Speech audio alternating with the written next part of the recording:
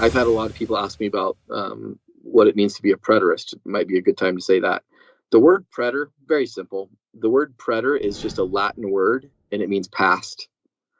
Now, there are people who are what we would call full preterists. They think that everything in the Bible has been fulfilled. In other words, the second coming has already happened. I'm not one of those. I think it's still future. But a partial preterist is somebody who believes that there were prophecies in the Bible that have already been fulfilled. Well, in that technical sense, all of us are partial preterists. Right. None of us believe that there's no prophecies that are fulfilled. Of course, you read Jonah or you read Isaiah 13, we understand Babylon has been destroyed. It's in our past. It was in their future, but our past. So in this passage, I would hope everybody would agree with us that Babylon has been destroyed. The Medes and the Persians took over. I hope everybody can look at history and just see that this happened. And in that sense, they would be a preterist for this particular passage. It just means past. That's all that means. I believe in the second coming of Christ, and it has not happened yet. When Christ's second coming happens, the dead will rise and the graves will be empty. And we'll live with him forevermore. And that's the meeting in the air. That's the real meeting in the air. We'll live with him forevermore. This is talking about his coming in judgment. It's Old Testament language that we use all the time. It's the coming in judgment. And Jesus was coming in judgment on the apostate Jews according to the curses of the Mosaic covenant.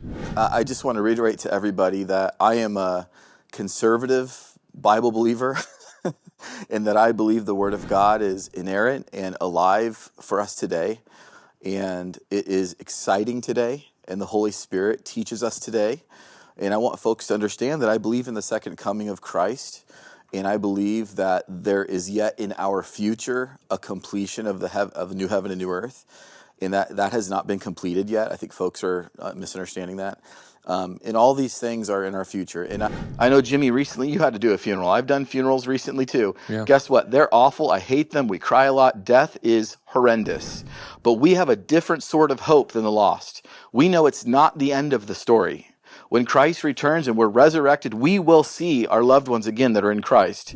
So when Christ went to the throne, Acts chapter 1, when he ascended to the throne, this new creation please folks, please get this. Please get this. The new creation started in Christ in the first century. Not finished. The new heavens and new earth will reach a finale at Christ's second return, at his second coming. When Christ's second coming happens, it'll be the finished work of the kingdom. It says in 1 Corinthians 15 that he will deliver up the kingdom to the Father at his return, where he destroys the last enemy, which is death. And then we will go into a remaking of the garden paradise theme, where paradise is fully restored and we'll have access to the tree of life again. So please don't think my position, I think I've said this plenty of times enough on the channel now, please don't think my position is that we're living in bliss right now. If somebody comments and says, how can he think that when people are murdering each other? Because the new heavens and the earth were started. It was, folks, get this, it was in its infancy in the first century. Jerusalem above is the mother of us all. These are the beginning of birth pains. Infancy, first century. Slow growth over a long period of time. We're in probably the infancy stages. I don't know. I'm just guessing. We could be in the infancy stages of Christ's church. Death for us is sad, but at the same time, we will experience the resurrection and be made new and glorified so we can be remade into exactly what God wants us to be, in a right standing with him. They're saying, tell us, when shall these things be, and what will be the sign of thy coming? Now, much has been made of this word coming.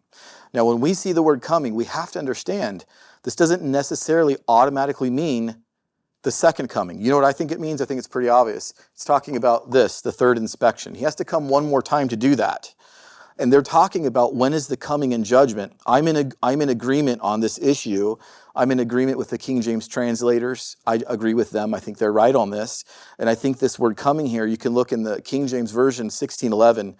If you get a facsimile of the 1611, you'll notice that the heading on the top of Matthew 24 in these passages, they're talking about the coming of judgment on Jerusalem, not a second coming like we would think of the second coming.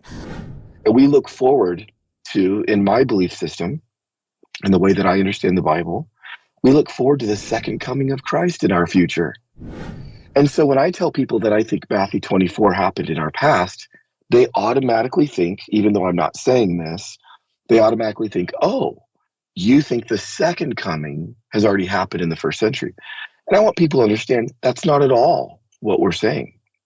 What we're saying is this phrase right here, what's the sign of your coming? It's not second coming. This is talking about a coming in judgment, not necessarily a physical coming where Christ presented himself.